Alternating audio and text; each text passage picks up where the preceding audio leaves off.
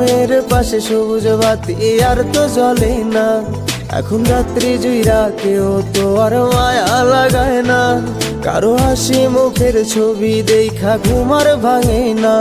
কেউ আর ফ্ল্যাক্সি লোডের দোকানটাতেও ভিড় জমায় না,